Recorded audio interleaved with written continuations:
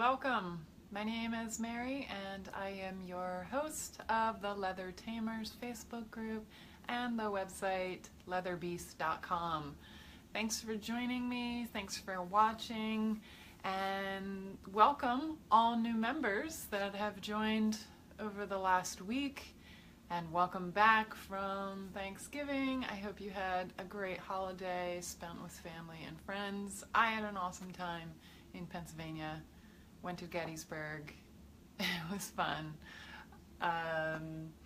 But today I wanted to talk to you in keeping with the November theme of starting your side hustle. I wanted to talk to you about your customer and what they want or need, and how, if you know this about them, this gives you a huge leg up when you're developing your products to present to them, and hopefully that they will buy from you. But first, before we get into that, I just want to make two announcements quick. There is a pricing workshop. I'm doing two free workshops this week. One is today at 1 o'clock. That is already filled up, so hopefully I'll see some of you in there today at 1 o'clock right after this video. There is another training available on Thursday still that is not full. Thursday at 5 o'clock Eastern Standard Time. We're talking about how to price your products with confidence. No more pulling numbers out of thin air. We're going to use formulas. We're going to track our costs, and I'm going to show you how to put that into formulas to figure out wholesale pricing, retail pricing, and your gross profit. So if you've ever had questions about how you should be pricing, or if you've ever felt kind of icky about pricing, you're going to want to sign up for that. So you can just head over to leatherbeast.com, and right at the top of the website there's a link for the workshop, and you can sign up for Thursday at 5 o'clock. Okay, and the second, this is very exciting, the second announcement is the cart is open for From Hobby to Side Hustle, the pilot course taking you from A to Z on getting started with selling your handmade products. And like we're doing with the pricing workshop, we're going to be covering that in detail. We're going to be covering how to market your products to the customer. We're going to be covering how to find your customer, how to just diving even deeper into those things that we've been talking about all this month in November. We're going to be talking about that even more in the live course that's going to be happening every day for the next, well, not the next, but for 3 weeks. So there's 2 sections I have available, 2 sort of time frames. So go check that out if you're interested in learning more about that, and if you kind of want to kick off the new year getting your business started and you want to make sure you're doing it in a really strategic sort of way, then this course might be of interest to you. So you can check that out as well. I posted something yesterday with the link to that, so just click back. I'll also put it in the comments if you're interested, so you can click on that and go over and check that out. Okay, so what does my ideal customer want or need? This is what we're talking about. So we already know who our ideal customer is, right? Because we talked about that about 3 weeks ago. If you missed that video, jump back, check that out. There's also a blog post. So we've gone through all the questions we've asked ourselves about our ideal customer, and we now have an idea of what our ideal customer sort of looks like. Whoa, cats are getting crazy around here. And then the last weekend, we talked about where we can find those customers. So also check that video out if you missed that one, but that was a really great place, because you don't want to be waiting around for your customer to find you. You can do that, and that might work out for you, but chances are you're going to be waiting and they might never find you. So you really need to go out and find them and get your product in front of them. So we know those 2 things. Now, what is it that they want? Knowing those 2 things, we can sort of piece together and get more clear about what they want. And of course, you know, there are many people that just like to create products and like to design. They're artists and they like to do what they like to do, and they put it out there, and if someone buys it, great, and if someone doesn't, that's great too. Of course, that's totally fine. But if you are someone who has specific goals and you are trying to start a business, a sustainable business, a scalable business, you're going to want to think strategically about what you're making, if your customer wants it, and how you can get it in front of them.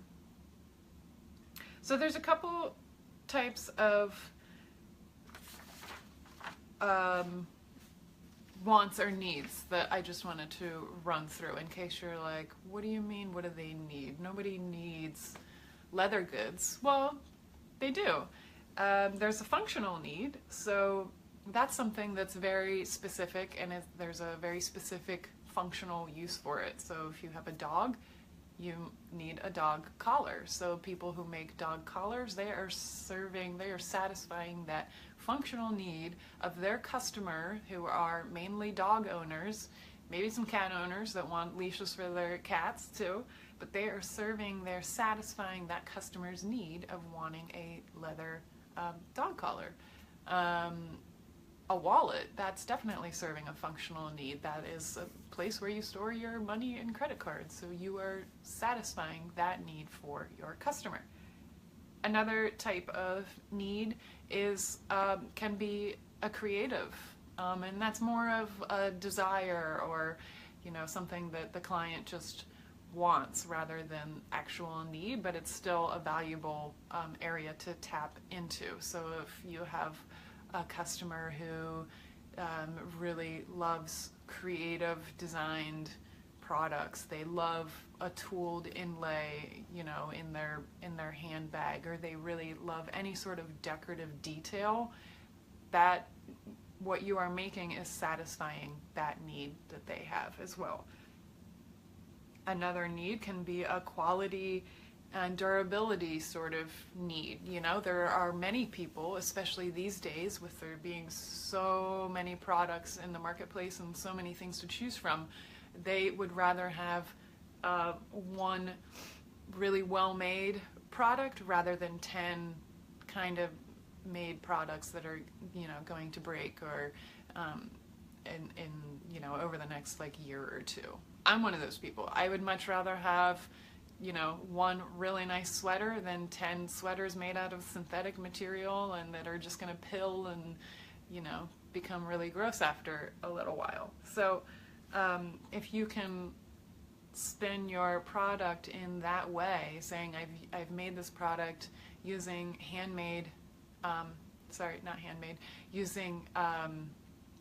using methods that are stronger than the normal mass-produced methods, for instance your saddle stitching versus your machine stitching, and explain to the customer why your product will last longer, explain the types of materials you use, the quality of materials that, yes, they do increase the price, but they also help to guarantee that the product is going to last for a really long time.